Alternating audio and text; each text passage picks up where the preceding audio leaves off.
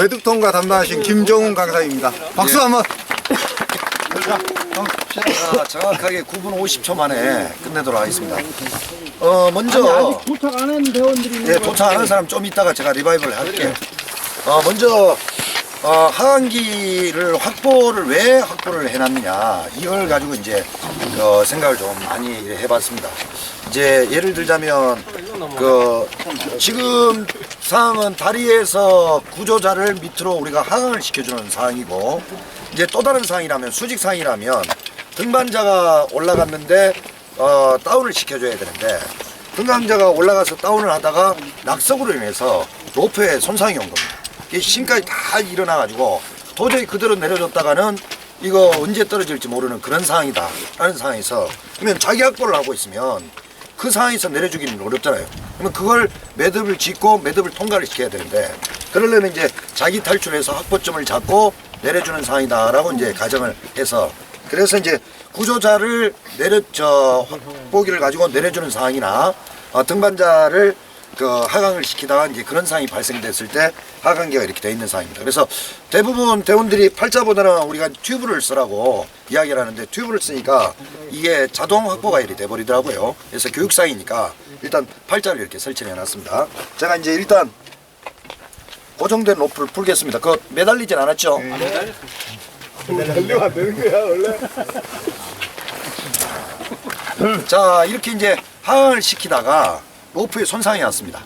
로프에 손상이 와서, 그래서 여기 이제 매듭을 짓고, 그러면 이제 이 매듭을 하강기를 통과를 시켜서 이 하강기를 통과가 안 되잖아요.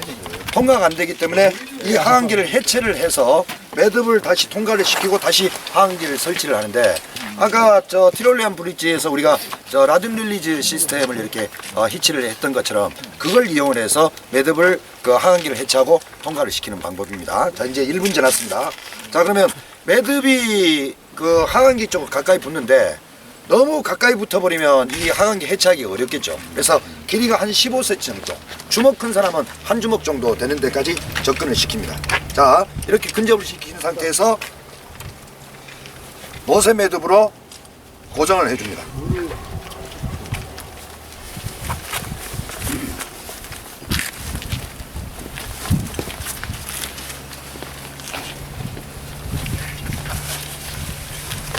자, 고정을 하고, 작년하고 이제 조금 달라진 게 뭐냐면은 이 상황에서 이제 백업을 해줍니다. 백업을. 자, 줄이 나가야 되니까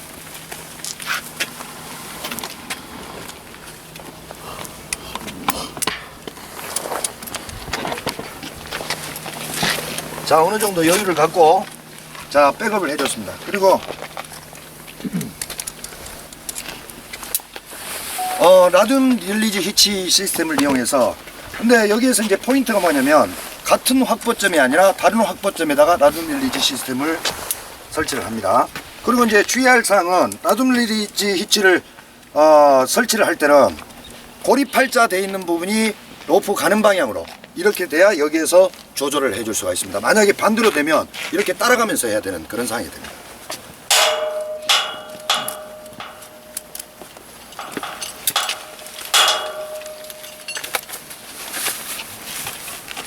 보조 강사가 지금 청주공항을 갔습니다.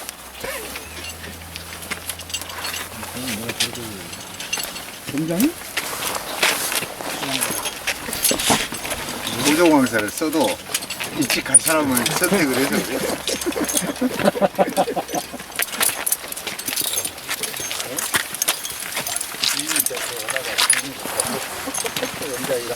자, 그러면 이제 하강기에 하중이 있던 게 라듐 릴리즈 히치로 지금 그 하중이 지금 옮겨간 상황입니다. 그러면 이제 고정해놨던 하강기 쪽에 고정을 풉니다. 자, 한 뼘 정도의 거리를 뒀기 때문에 이 정도면 느슨하게 해서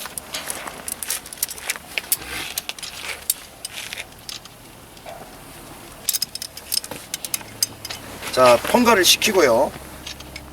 자, 통과를 시키고 난 다음에 매듭은 아까만큼 거리를 두는 게 아니라 최대한 가까이.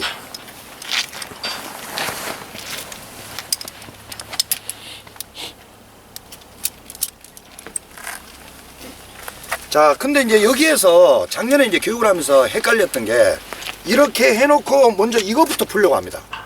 이걸 고정을 다시 해놔야 하중이 다시 이쪽으로 옮겨갈 수 있으니까 작년에 거의 70%가 다 헷갈렸던 게 여기에서 이제 헷갈렸던 거거든요. 그래서 반드시 매듭을 통과를 시키고 난 다음에는 다시 고정을 해야 된다.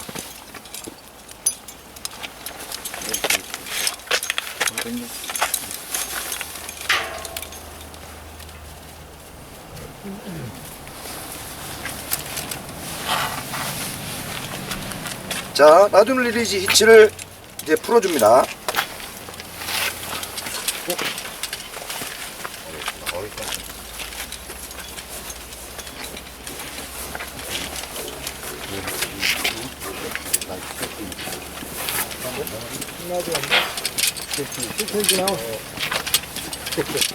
자, 하중이 이제 이쪽 하강기로 이제 옮겨갔습니다.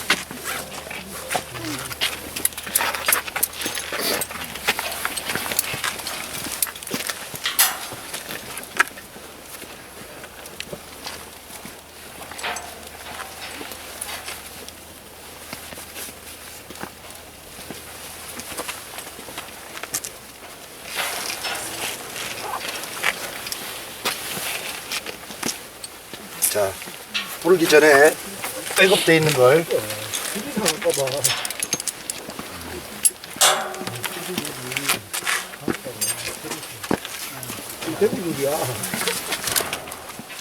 자, 이 상태에서 이렇게 하강을 이렇게 시켜주면 되는 그런 상황입니다. 그래서 어떻게 보면 지금 저 구조교육 시스템 중에 가장 적은 장비를 가지고 실용적으로 우리가 등반 중이나 쓸 수 있는 가장 실용적인 것이 바로 이 부분이라 생각합니다. 그래서 그 하중을 이쪽으로 옮겨주고 다시 이거 풀어주는 이 시스템만 정확하게 이해를 하면 이거는 굉장히 좀 유용하게 쓸 수 있는 부분이라고 생각합니다. 그리고 또 하나, 두 명이 매달리니까 두 명이 특히 여러분들이 하다 보면 두 명 없거나 아니면 같이 내려가야 될 상황이 있습니다.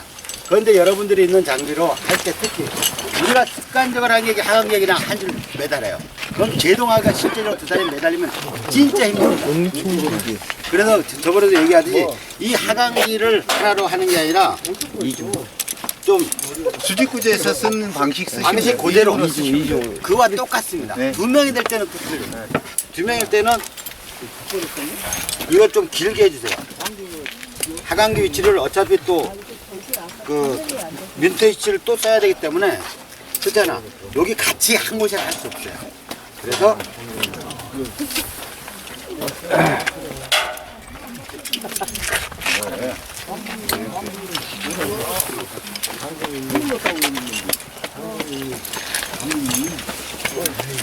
변태하냐? 왜 여자 엉덩이만 보고 있어, 그거야? 참 이상한 거야.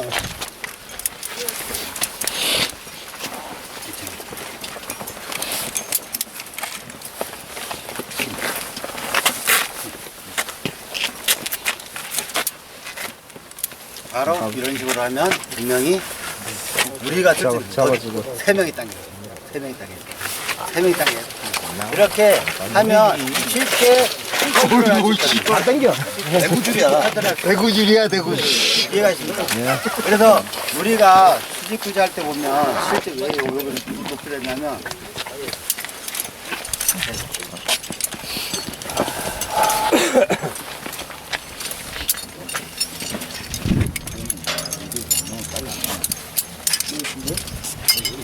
반대로.